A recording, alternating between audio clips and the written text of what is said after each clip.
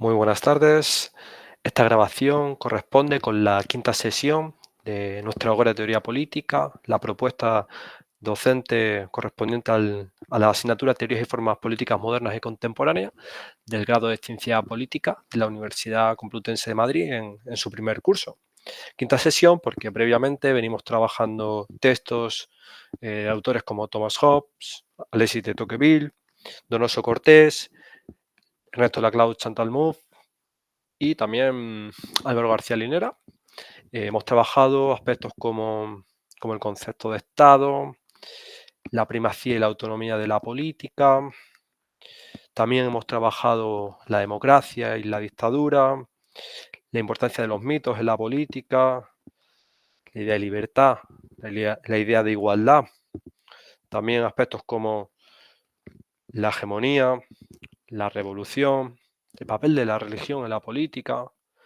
Hemos trabajado diversos aspectos y conceptos del pensamiento político. En esta quinta sesión hemos trabajado fragmentos de textos de un librito que salió este año pasado, denominado Tiempos nihilistas, de la autora y pensadora de la política norteamericana Wendy Brown. Y es lo que hemos pensado, leído y debatido en las sesiones presenciales. En este texto hemos partido de una idea, ¿no? Hemos partido de que los valores no son absolutos y que esto es un aspecto del que se tuvo que hacer cargo el pensamiento, la política en los inicios del siglo pasado, ¿no? Veíamos que ante esto había diversas opciones, ¿no? Lo que Wendy Brown denomina tiempos nihilistas. Como los valores no son absolutos, ¿qué tenemos, no? En el ámbito de la política, pues poder en crudo, el triunfo del individualismo o el relativismo moral. Digamos, esta sería la situación de hecho que nos dibujaría la autora y que, bueno, nos dice que esto podría no ser así, que podemos pensar, digamos, un futuro posnihilista. Wendy Brown nos hace un llamado a pensar la política, a pensar el conocimiento en esta posibilidad de tiempos posnihilistas. ¿Cómo lo hace? A través de la figura de Max Weber.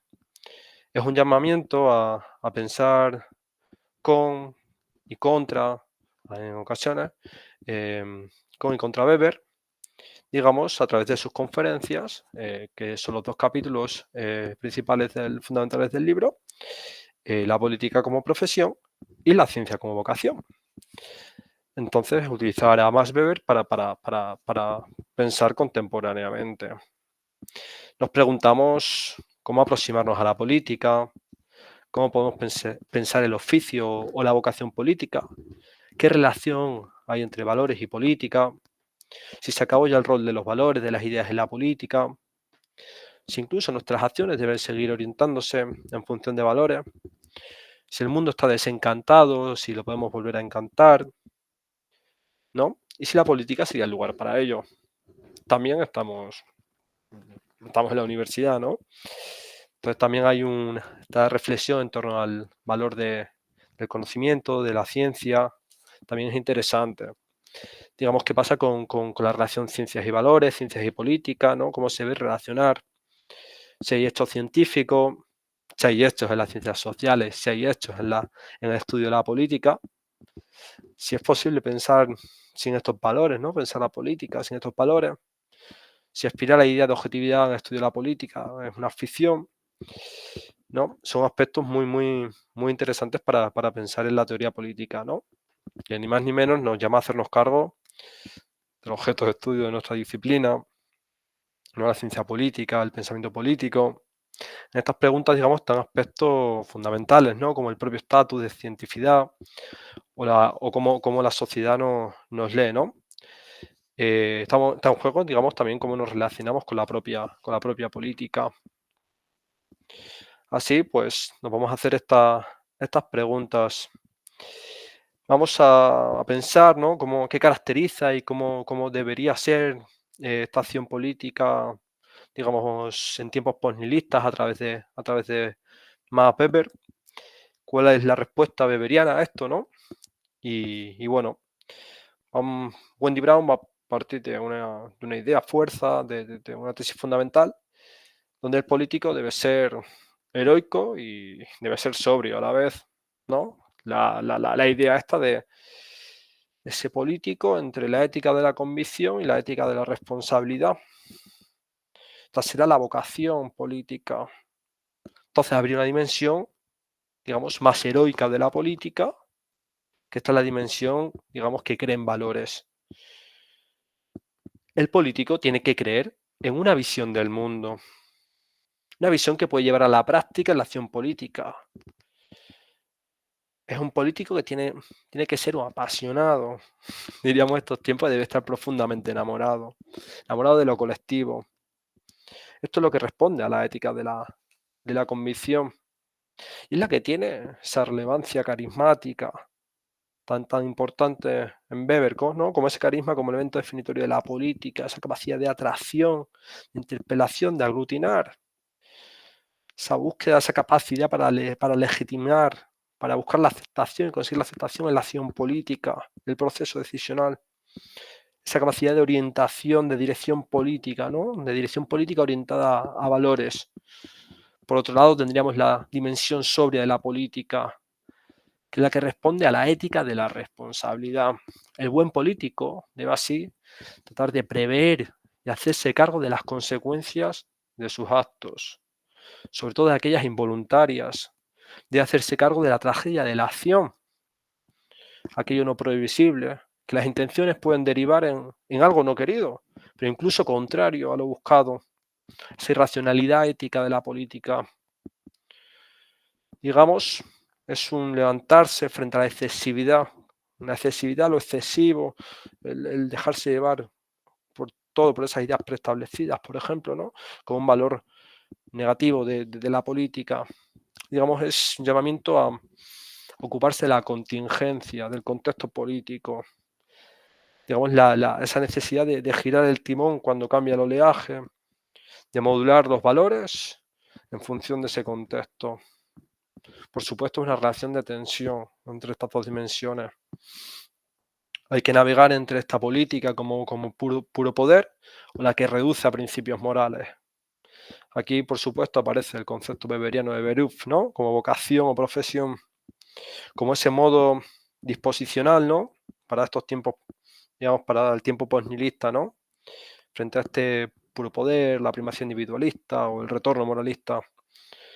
Es un compromiso de responsabilidad y dedicación apasionada, no ensimismada, es decir, más allá del yo, que es interesante su origen protestante, ¿no? Como digamos, ese aprendizaje, el protestantismo weberiano, ¿no? De ese imperativo a servir a Dios digamos, a través del trabajo terrenal, ¿no? Buscando además el elemento salvífico, que luego él trasladaría a este ámbito político y en una forma, digamos, más como ascética al ámbito del científico, donde el objetivo de Weber es cargar tantos actores, tanto de medios como de fines, pero manteniendo estos como elementos analíticamente separados.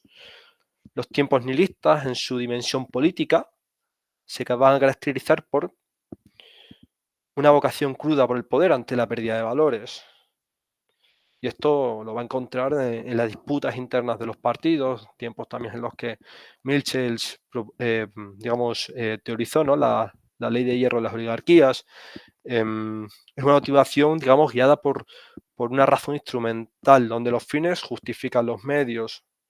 Tiempos nihilistas que también en el ámbito de la política se caracterizarán por la burocratización del Estado, de las organizaciones políticas, donde la burocratización es una forma de nihilismo.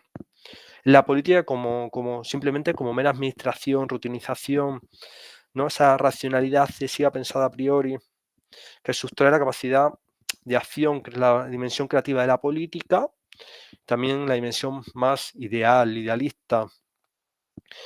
Entonces vamos a ver una política y una vocación política que tiene que ver, por supuesto, con el poder, ¿no? El poder es un elemento definitorio de la política. Es un medio ineludible, dirá Weber, ¿no? Nos dirá además, es cuando Weber piensa más la definición, digamos, más mínima de la política, tratará de esta dimensión de poder, una visión además de liderazgo, ¿no? Una dimensión más condotiera de conducción de la política, y en su contexto dirá, pues, sobre todo del Estado, ¿no? Weber como el pensador, ¿no?, de la definición esta estricta de Estado, ¿no? Pensar el Estado desde sus medios peculiares, como ese monopolio de la violencia física, siendo la violencia del Estado como ese medio político moderno por antonomasia, ¿no? Con su uso intencionado y el propio desencadenamiento, digamos, más accidental, ¿no? Como caracteres de esa política. La política va a ser el lugar también, va a ser el lugar sobre todo que se ocupa de la elección de valores. Esto es lo decisivo de la política, la lucha por los valores. Es el campo de acción. El campo de acción se va a definir por la diversidad de estos valores y la disputa en esta pluralidad. Estos valores van a ser colectivos, una disputa colectiva, el terreno de disputa colectiva por los valores, como terreno de la dirección de la vida común, de acuerdo a la capacidad creativa, siempre pensando que esos valores no van a ser absolutos. Por lo tanto, hay también Weber esta dimensión de autonomía política que responde a un constructivismo, ya que hay contingencia y hay contexto, no responde tanto a ese evento predeterminado en esta dimensión, digamos, donde no vendría determinado por las ciencias sociales, por la religión, no estaría determinado por estos ámbitos, ¿no? Incluso si pensamos sus dimensiones, la dimensión carismática, la dimensión tradicional, donde el peso de la tradición marca el elemento de legitimidad, y la legal racional. Pues el ámbito de la visión más carismática responde en mayor medida a esa dimensión más creativa y constructiva de la política. Y mientras que las otras serían más a priorísticas. Vale. Junto a esto también va a ser muy interesante, como decía, pensar, digamos, el método weberiano que él trata de postular para combatir el nihilismo, ¿no? Que Wendy Brown será bastante más crítico con Max Weber. Interesante este capítulo para pensar el papel del pensador, el papel del conocimiento, de la ciencia. Nos dirá Wendy Brown que Weber propondrá para el ámbito científico la despolitización y la secularización digamos, de este ámbito de erudición, donde los filósofos, los teólogos, los científicos sociales no pueden, pero tampoco deben resolver las disputas sobre los valores. Una separación, una de las separaciones fundamentales de Weber, separación entre hechos y valores. En esa búsqueda de higiene, digamos, epistemológica, en cómo conocemos, y también, digamos, ontológica, ¿no? Digamos, donde los valores designan aquello que estimamos, lo que nos importa, que no cuentan con un origen racional, ni hay un fundamento último. Es decir, son indecidibles, no podemos establecer su verdad o falsedad absoluta. En el sentido no es algo tampoco por construir, sino por descubrir, perdón, sino más por hacer, por construir. Pero eso no significa que, a pesar de estar, digamos, diferenciados de los hechos científicos, de los hechos no puedan estudiarse. Se estudiarán, digamos, dirá lo siguiente, ¿no? Como constelaciones éticas y políticas con implicaciones para la acción, el poder y la violencia. Entonces lo que vamos a hacer es estudiar sus premisas, su estructura interna y sobre todo sus vinculaciones entre sí. Utilizaremos análisis históricos, comparativos. Esto será el estudio, ¿no?, de estos valores. Entonces la ciencia quedará en ese estatus digamos, de verdad valorada, ¿no? Pero que no es capaz de, digamos, de hacerse cargo de lo importante, de lo más importante, ¿no? Nos dirá así Max Weber, citando a Tolstoy, que la ciencia carece de sentido, puesto que no tiene respuesta para las únicas cuestiones que nos importan, las de qué debemos hacer y cómo debemos vivir. Entonces, ahí se ve muy bien esta centralidad de la política y esta limitación, este autocontrol del científico. es un, es un ascetismo, ¿no? Una forma de ascetismo, este pensamiento weberiano, un pensamiento muy conceptual que fortalece el objetivismo, la neutralidad, el desapasionamiento, digamos, y, y digamos que es también esa forma de ascetismo científico, ¿no? Por lo tanto, vamos a concluir diciendo, ¿no? Ver las implicaciones del paso de los valores del plano cultural al político. Va a tener una serie de consecuencias, ¿no? Vamos a tratar de dibujar con Wendy Brown ese marco fundacional de valores. Así tendremos unos valores que son posiciones prácticas que están disponibles para este análisis frío del científico. El ámbito, como decíamos, el ámbito de la política se convierte en el lugar del combate entre gladiadores, dirá para los valores. Weber dirá en este caso dioses en combate. Y esto es el elemento esencial de la política contemporánea. Y esto también una perspectiva abierta, pues es un combate, se combate, digamos, en un espacio que potencialmente nos puede servir para la recuperación y la búsqueda posnihilista del valor, no una renuncia a los mismos. Eso sería todo. Muchas gracias por los debates, por las lecturas, por las preguntas en las sesiones y nos seguimos viendo en clase, por supuesto.